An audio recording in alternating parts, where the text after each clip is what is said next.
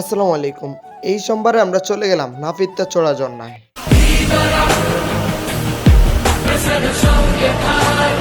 এই ভিডিওতে থাকবে চন্দ্রগঞ্জ থেকে কিভাবে নাফিত্তা চড়া ঝর্ণা যাব এবং ওখানে কি কি উপভোগ করছি সব আপনাদের সাথে আজকে শেয়ার করব।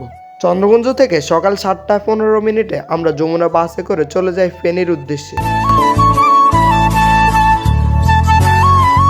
ফেনীতে পৌঁছানোর পর আমরা সকালের নাস্তাটা সেরে নিই। নাস্তা শেষ করে আমরা একটা লোকাল বাসে করে ফেনী থেকে নোয়াদুয়া বাজার পৌঁছানোর জন্য রওনা দিলাম।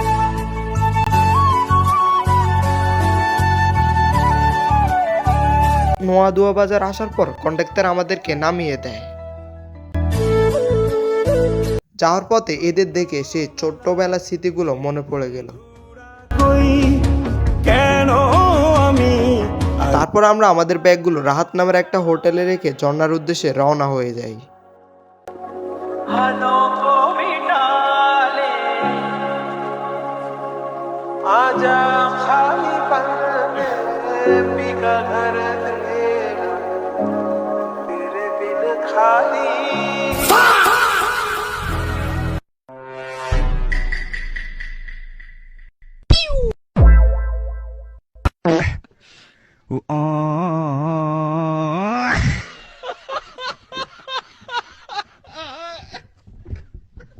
বসে বসে ভাবতেছি আল্লাহর সৃষ্টি কত না সুন্দর।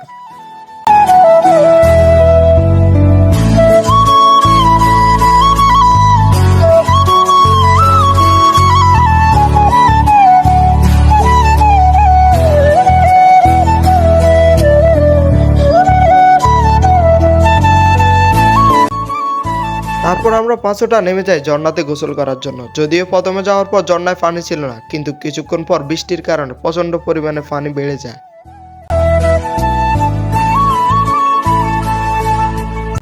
মানসিক শান্তির জন্য পাহাড়, ঝর্ণা, সমুদ্র এগুলোর কোনো বিকল্প নেই। দেখো ওই শূন্যে দেখো খামখেয়ালি ঝড়, তুমি খুব মিথ্যে বলো চতুর কারিগর।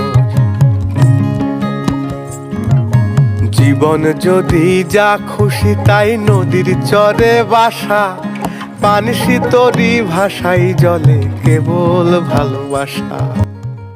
দেখো ওই এখন দেখব বৃষ্টির পর দ্বিতীয় ঝর্ণার রূপ।